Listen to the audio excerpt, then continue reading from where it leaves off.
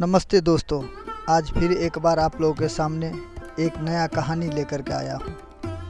यह बात उन दिनों की है जब हमारे देश में राजा शासन किया करते थे। राजा के राज दरबार में एक उनका कुल पुरोहित रहा करता था। हमेशा राजा उससे विचार विमर्श किया करते थे और राजा उससे प्रेम भी बहुत करते थे। जब भी कोई संकट, कोई विपदा आती तो राजा साहब उस पुरोहित से जा कर के उस समस्या का समाधान मांगते। और उस पुरोहित की एक आदत थी, वो हर वक्त बोलता कि जो हो रहा है अच्छे के लिए ही हो रहा है। एक दिन राजा के रिश्तेदार में एक पुत्र का जन्म हुआ। राजा वह खुशखबरी लेकर के उस पुरोहित के पास आए और बोले, पुरोहित, आज हमारे वंशज में एक और पुत्र का जन्म हुआ है।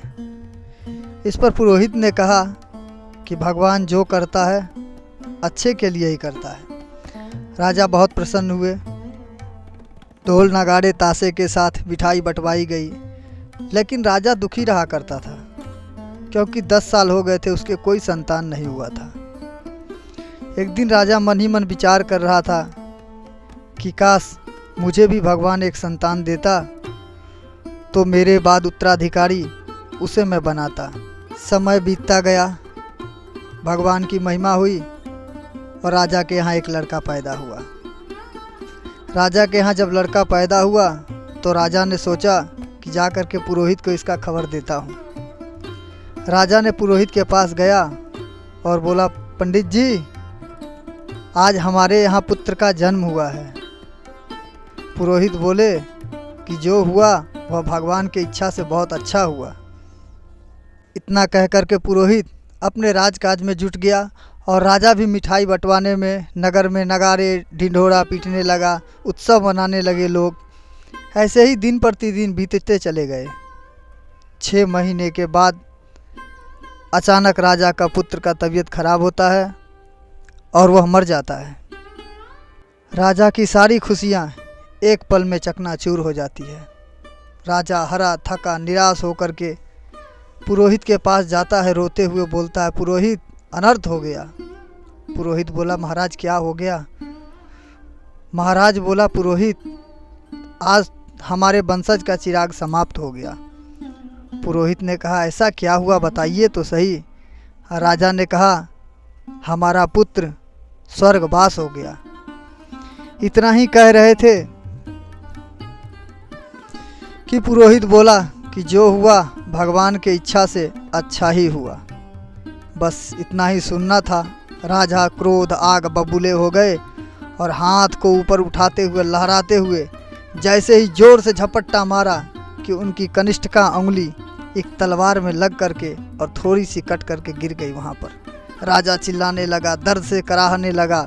राजा ने आदेश दिया सैनिकों को, सैनिक, इस पुरोहित को 2 महीने के बाद हम मृत्युदंड का फैसला सुनाते हैं। इसे तब तक कारावास में रखना जब तक इसके अवधि पूरी न हो जाए। राजा के इतना बोल करके चले जाने के बाद उन्हें सैनिकों ने कारागार में बंद कर दिया। कुछ दिन बीत गए, 10 दिन बीते, 15 दिन बीते। राजा का जो अंगुल कटा हुआ था वह धीरे धीरे ठीक होने लगा और अंततः ठीक हो गया। एक दिन राजा विचार किए, सिपाही के साथ चलते हैं, आज जाकर के शिकार करते हैं। राजा बहुत दिन हो गया था, घर में रेस्ट करते करते उन्होंने शिकारी के साथ वन के तरफ निकल गए शिकार करने के लिए। जैसे ही शिकार करने के लिए गए तो वहाँ पर कुछ जंगल के आदिवासी लोग, जो जंगल में रहने वाले लोग होते हैं, उन्होंने राजा को पकड़ लिया। और उस समय भारतवर्ष में नर बलि की प्रथा चलती थी और वह आदिवासी जनजातियों के यहाँ एक बहुत बड़ी पूजा का आयोजन किया जा रहा था, जिस आयोजन में नर बलि की प्रथा थी। राजा को इसीलिए पकड़ा था ताकि उसे नर बलि दे करके माता जगदम्बा को प्रसन्न किया जाए। राजा भय से व्याकुल, राजा त्राहिमाम त्राहिमाम करने लगे। वहाँ आदिवासी क्षेत्र के रहने वाले लोगों ने बोला देखते क्या हो, राजा को पटको तुरंत और इसको माँ के चरणों में भेंट चढ़ा देते हैं। बस राजा इतना सुना कि उसके सर और पाँव दोनों भीग गए, सूख गए, जैसे लगते थे कि अब उसके प्राण पखेरु उड़ जाएंगे।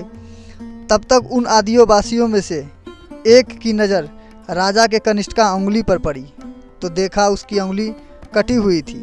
तो उन्होंने बोला, अरे अरे, यह अपाहिज की बलि नहीं पड़ेगी, अपाहिज को भगवान स्वीकार नहीं करते हैं, इसे मुक्त कर दो।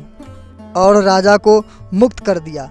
राजा दौड़े दौड़े भागे भागे दौड़ करके आने के बाद राज दरबार में यह सारी घटना सबको बताएं।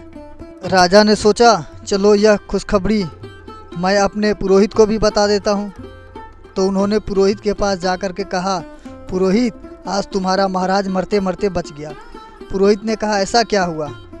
महाराज ने कहा, आज मुझे आदिवासी लोग पकड़ लिए थे नर बलि देने के लिए, लेकिन हमारी अंगुली कटी हुई थी जिसके कारण अपाहिज होने के कारण मुझे छोड़ दिया गया।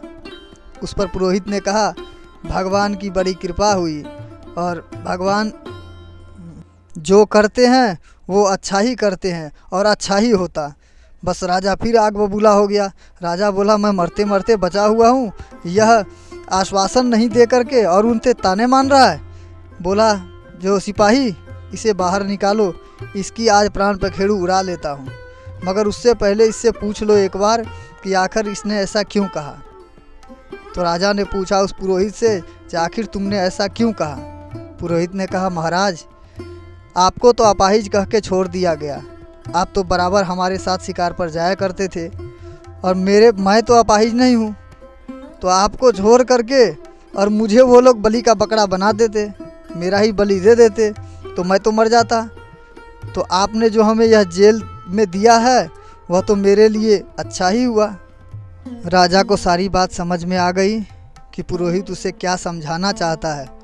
उन्होंने तुरंत उस पुरोहित से माफ़ी मांगी और बोली, पुरोहित मुझे माफ़ कर दो, मैंने भगवान की लीला को सच में नहीं समझा, आज मैं समझ गया हूँ, इसके लिए मैं आपसे क्षमा मांगता हूँ। और ऐसा कहते हुए राजा ने उस पुरोहित को कारागार से मुक्त कर दिया। इस कहानी से हमें यह शिक्षा मिलती है कि किसी भी परिस्थिति में, चाहे कैसी भी परिस्थिति हो, इंसान को धैर्य नहीं खोना चाहिए। आज की कहानी समाप्त हुई, मिलेंगे नेक्स्ट कहानी में, तब तक के लिए बाय बाय, अपना ख्याल रखें।